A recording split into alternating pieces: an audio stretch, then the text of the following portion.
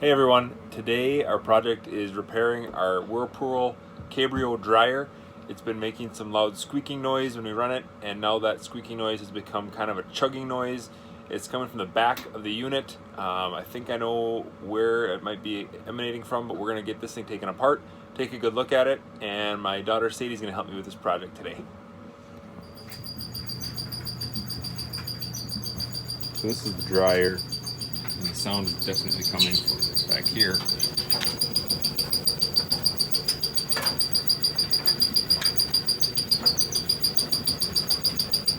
And as always, make sure that you unplug your appliance before starting the repair.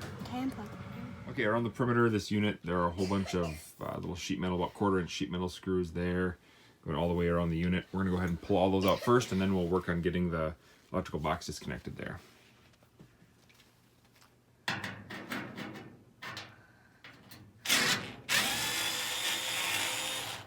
Okay, we got all the screws out around the perimeter.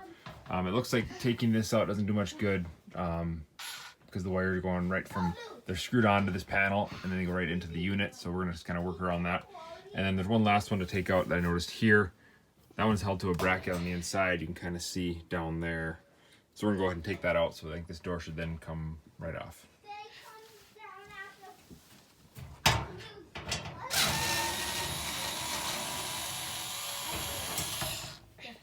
Okay, once I got that final screw out, this door just kind of popped right open.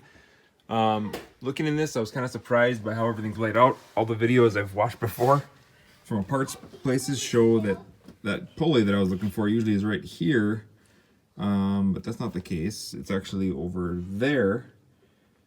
So that makes me kind of wonder what noise I was hearing, because I thought it kind of came from this area in general. But I'm going to go ahead, hook the discharge pipe back up, and run this thing very carefully. Staying away from any electrical components, and see if I can isolate where that noise is coming from. So we're going to go ahead and give that a try. So we're going to spray all the wheels, and if we spray one and stop squeaking, we know that one's the one that was not working. I noticed that the sound is coming from the back, which is the back of the unit, and there's a wheel right here. When I touch it with the end of my flashlight and stop it, the sound goes away completely. And I let it go again, it makes more noise. So that's got to be the one that's giving us trouble. So we'll go ahead and work on that problem now. So when my dad was testing this wheel, it fell out, and we figured out that this wheel was broken. See, it's totally cracked around here and broken. So we're gonna order a new part online. So as Sadie said, this piece was indeed broken in two. So I went in and decided to pull the shaft or the axle out of the dryer, which was right here, so I could try to get this thing working. Unfortunately, I don't have this part, and we have wet laundry to be done, so I need to do something. So I pulled this part off the dryer, and I'm surprised to find, but it makes sense, that this was a counter, we call it counter thread, so tightens counterclockwise and loosens when you go clockwise. And the other unfortunate part of this is when this wheel popped off, it also broke the triangle washer that holds it in place. But fortunately, when I pulled that shaft out, I found that there's another triangle washer right there.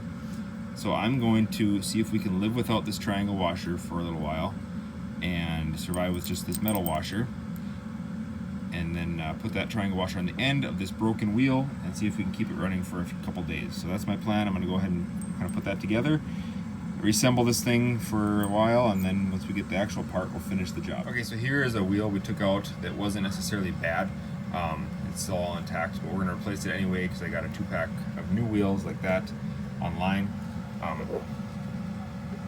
So we're going to go ahead, pull off these 2 triangle washers, one there and one there. Slide the whole wheel off, put the new wheel on. We get some new triangle washers, there's one of them.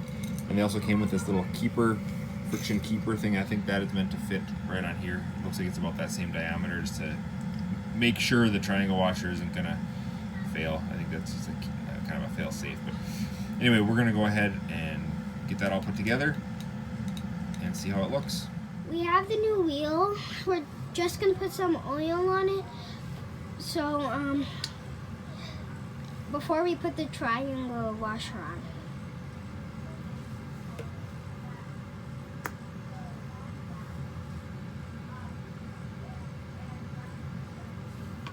Okay, so on the wheel that had failed, I was looking at the shaft, and then the shaft is really not in very good shape. And actually, when I try to put this wheel on, I get a lot of friction trying to install it, more than I'm happy with, because it's just going to want to basically sliding, and it's supposed to actually rotate freely on this surface with the shaft and the wheel.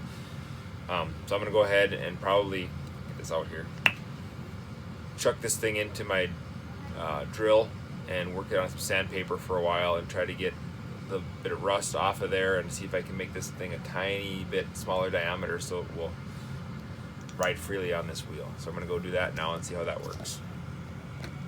Okay, so I took that shaft, like I said, in my drill, put it on sandpaper for a while, and was able to kind of get it a little bit more circular. There's a major flat spot in here. You can feel it when you go around every time.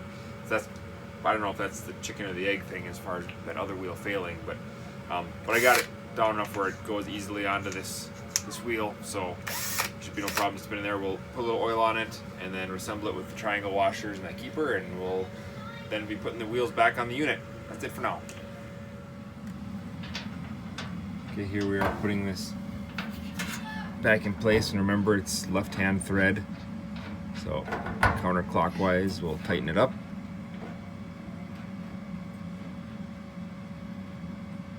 And we'll cinch that down with a ratchet. Then I'll put the next one up. We put the new part in there, and now it sounds way better than it was before Squeaky. Okay, now we're just putting the back on.